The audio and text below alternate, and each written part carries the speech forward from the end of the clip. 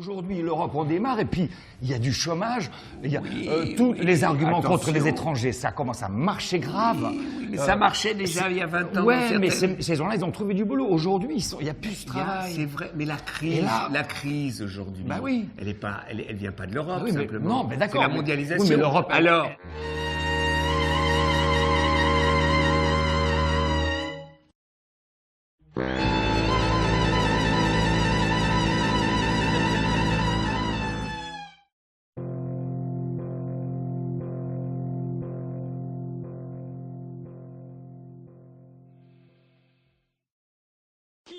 Qui a créé la mondialisation? Qui a créé la mondialisation? C'est pas un phénomène qui est tombé du ciel. C'est pas les Indiens ou les Chinois qui ont créé la mondialisation. C'est une politique déterminée qui a été poussée par les États-Unis en connivence avec la Commission de Bruxelles, avec notamment Sir Leon Brittan, qui était à l'époque, dans les années 80, le commissaire chargé des négociations multilatérales, une politique délibérée qui a consisté à démanteler toutes les protections aux échanges de capitaux, de marchandises et de services. Ce qui a permis aux grandes sociétés américaines et européennes d'aller investir en Chine, d'y produire des usines pour bénéficier de salaires qui sont en gros 20 fois inférieurs. C'est ça qui a procuré le développement industriel ultra rapide de l'Inde et surtout de la Chine. Bon, alors maintenant on nous dit regardez la concurrence chinoise, mais qui a créé cette concurrence chinoise? Et comment faire pour en sortir de cette situation? Nous avons affaire, entre la Chine, l'Inde, l'ensemble des pays d'Asie du Sud-Est, le Pakistan, le Bangladesh, l'Indonésie, etc., nous avons, sans parler du Brésil et des pays d'Amérique latine, nous avons affaire, rien que dans la zone Asie, à plus de 3 milliards de personnes, 3 milliards, qui ont un niveau de vie et des salaires qui sont 20 fois inférieurs. C'est-à-dire que même si en France on supprimait d'un seul coup toutes les charges sociales, ce qui signifie au passage... On ne serait pas compétitif. Voilà, on ne serait pas compétitif, ce qui signifie qu'au passage, qu'il faudrait fermer les hôpitaux, les commissariats de police, l'armée, les écoles, etc. Et donc nous aurions une explosion sociale en France. Donc la France, comme d'ailleurs les pays occidentaux, est en train de perdre mois après mois sa substance. Nous perdons plusieurs milliers d'emplois industriels chaque mois. Et ce n'est pas parce que les charges sociales sont trop élevées, c'est parce que de toute façon, même s'il n'y avait pas de charges sociales, nous perdrions ces emplois parce que de toute façon, ni nous, ni aucun pays occidental ne sera compétitif face à 3 milliards de personnes qui sont avec un niveau de vie très inférieur, de l'ordre de 15 à 20 fois inférieur.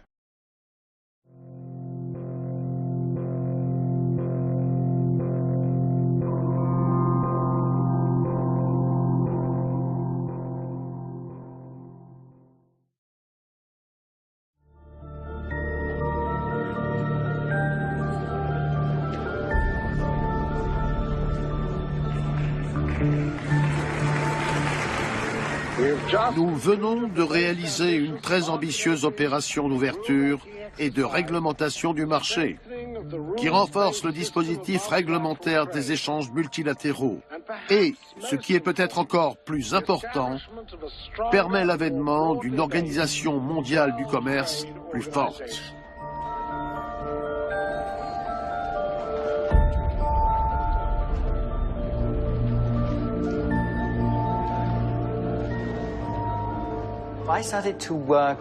J'ai commencé à travailler sur les négociations du GATT concernant les services financiers et je me suis tout de suite dit que ça m'intéressait et que c'était ce que je voulais faire.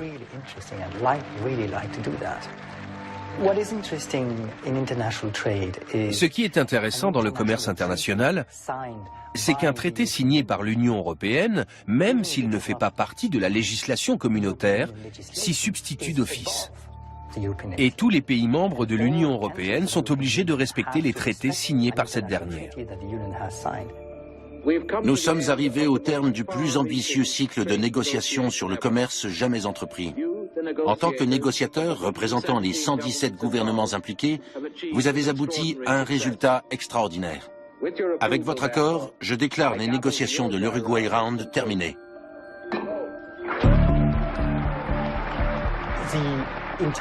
Le marché intérieur de l'Union européenne prenait une importance considérable. C'était une région riche avec un PIB par habitant élevé.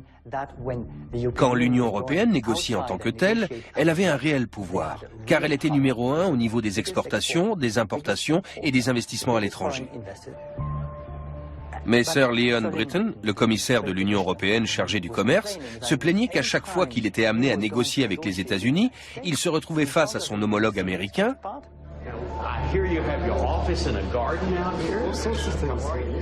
qui lui était soutenu par les dirigeants des grandes banques et des grandes compagnies d'assurance de son pays, qui lui disaient « Sois sympa, fais ça pour nous, rends-nous ce service ». Alors que Sir Leon Brittan n'avait derrière lui qu'une poignée de ministres, qui le freinaient sans cesse et restreignaient sa liberté de mouvement, ce qui le mettait dans une situation inconfortable. Nous avons alors découvert qu'il y avait à Washington une armée de lobbyistes qui étaient là pour dire à leur gouvernement ce qu'ils attendaient des négociations sur le commerce.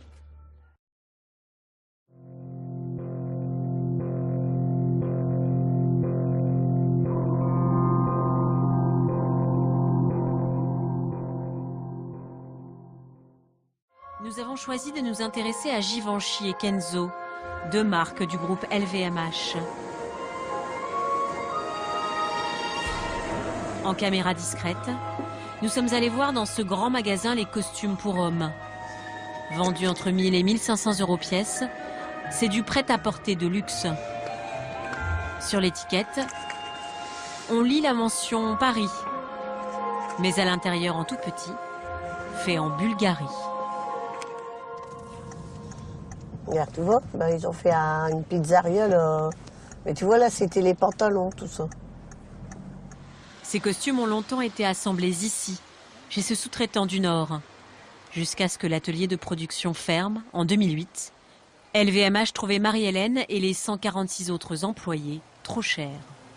Quand elle a appris que la fabrication des costumes était partie en Pologne, elle a même décidé avec sa collègue Annie de faire une visite surprise chez le nouveau sous-traitant. Ah ouais, et ils ont un ventilateur, hein. Nous avons récupéré les images. C'était dans 2007. Ce qu'elle découvre est un choc pour elle. Le coût de la main-d'œuvre est de 35 € par costume, 3 fois moins qu'en France. Ça, nous, c'est pas la même matière. Tu sais, tu mets dans la manche. Ces ouvrières ont appris très vite à faire du luxe pour des salaires bien inférieurs. Combien d'années vous avez travaillé ? En 2007, les employées polonaises recevaient un salaire de 250 € par mois. Les costumeux sont partis encore plus loin. La Pologne, c'était trop cher. Le nouveau pays de cocagne, c'est la Bulgarie. Nous avons retrouvé nos costumes à 350 km de Sofia. Voici Pyrintex, la plus grande usine textile de Bulgarie, voire d'Europe, avec ses 3000 employés. Fondée par cet Allemand, Bertram Rollmann, l'usine travaille en sous-traitance pour les marques européennes. Et voici nos costumes.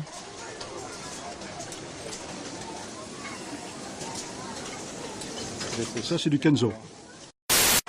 Fini la tradition et les savoir-faire. Ici, les mots qui comptent sont rentabilité et coût de main-d'œuvre. La moins chère d'Europe.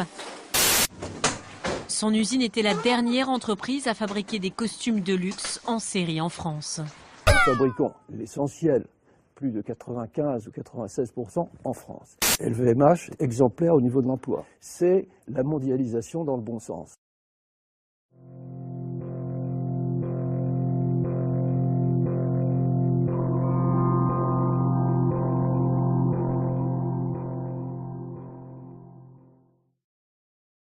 Actuellement, chaque jour, la France perd 4 à 500 emplois. Chaque jour, la France perd une usine. Chaque jour, plus de 1500 Français basculent en dessous du seuil de pauvreté calculé par l'INSEE pour l'année 2010. En 2012, je pense qu'on va être plutôt à plus de 2000 Français qui basculent en dessous du seuil de pauvreté. Voici la situation. Une situation qui est calamiteuse, qui dure maintenant depuis 15 ans. en fait, qui est directement corrélé à l'adoption du traité de Maastricht, de l'euro, de la prétendue mondialisation inévitable, c'est-à-dire de la suppression de tous les contrôles aux échanges de capitaux, de marchandises et de services. Ça en est le fruit direct. Et que font ceux qui sont à l'origine de ça? Ils continuent à plastronner dans les médias. Les Jacques Attali, les Jacques Delors sont en train de nous dire ce qu'il faut faire maintenant, alors que tout ce qu'ils ont dit s'est traduit par une catastrophe. En 1971, il y avait beaucoup d'obstacles à la vente. Il y avait d'abord la guerre froide et l'existence d'un camp socialiste fermé sur l'étranger. Il y avait d'autre part le contrôle d'échange et le contrôle des mouvements de capitaux dans chaque pays occidental. J'en ai parlé tout à l'heure. Et il y avait enfin les droits commerciaux réglementant les échanges de marchandises et de services et qui protégeaient certains secteurs industriels. Donc les Américains ne pouvaient pas tout acheter. Ils ne pouvaient pas acheter par exemple une usine ou installer une usine en Chine. Ils ne pouvaient pas acheter une usine en Russie, en Union soviétique. C'était interdit par les Chinois, par le gouvernement soviétique, etc. Ils ne pouvaient même pas acheter facilement des objets en France puisqu'il y avait le contrôle d'échange. Ah, c'est très ennuyeux. Donc, qu'est-ce qu'ont fait constamment les Américains? C'est d'avoir des campagnes constantes, médiatiques, etc., pour expliquer qu'il fallait qu'il y ait la mondialisation inévitable. C'est-à-dire le démantèlement de tout ça, au nom d'une prétendue fatalité cosmique, n'est-ce pas? Qui était quoi? Ah bah oui, il y a la mondialisation, on n'y peut rien. Ah bon, on n'y peut rien. Ah bon, pourquoi? On n'y peut rien. Donc, tout ceci s'est traduit par quoi? Et l'invention de la politique de mondialisation inévitable, au moment, bien entendu, avant il y avait quand même un contrepoids qui était l'Union soviétique, mais lorsque l'Union soviétique s'est effondrée en 91, les États-Unis d'Amérique, c'est-à-dire en fait non pas le peuple américain qui souvent est lui-même bien embarrassé par la situation, mais l'aristocratie des affaires, l'oligarchie financière euro-atlantiste, comme je l'appelle, c'est-à-dire américaine, et qui a également toutes ses entrées à la Commission européenne. Donc, d'un côté, M.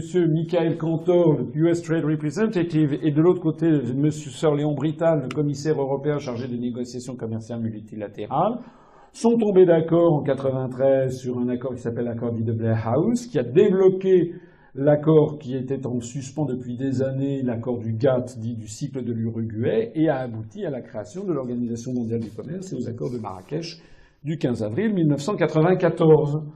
Au nom desquels, eh bien, tout simplement, on a décidé d'un seul coup, que c'était comme la fin de la guerre froide le permettait, c'était le démantèlement du camp socialiste. Le contrôle d'échange a été supprimé, le contrôle des mouvements de capitaux en Europe sous la pression des institutions européennes et des campagnes de presse. Je rappelle que c'est quand même le gouvernement socialiste, c'est M. Bérégovoy qui est le responsable en chef de ces démantèlements. Je rappelle que le traité de Maastricht a été signé par François Mitterrand, président de la République, et Roland Dumas, ministre socialiste des Affaires étrangères. J'ai d'ailleurs une fois déjeuné avec lui, et je lui dis, c'est quand même une grosse connerie, et il me dit, je suis bien d'accord, mais je voulais pas le signer. Alors je lui dis, mais enfin, bon, et pourquoi donc l'avez-vous signé? Il m'a dit, c'est parce que c'est Mitterrand qui me l'a demandé. D'ailleurs, moi, j'étais contre, quand j'étais député en 1957, j'ai voté contre le traité de Rome. Nous avons donc décidé, nous, c'est pas nous, c'est le traité de Maastricht, l'ensemble des pays d'Europe a donc décidé, sous ces pressions, on a dit, c'est la mondialisation inévitable, c'est dû à Internet. Ah bon, pourquoi? Avant, on avait eu les Boeing 747, la télévision, les satellites, il n'y avait pas eu de mondialisation inévitable. Hein. Et là, avec Internet, on peut interdire tout ce que l'on veut avec Internet. Hein. Il y a plein de choses que l'on peut interdire sur Internet. Donc ça n'a rien à voir, mais on a utilisé l'outil Internet pour faire croire qu'il allait falloir, d'un seul coup, tout déréglementer.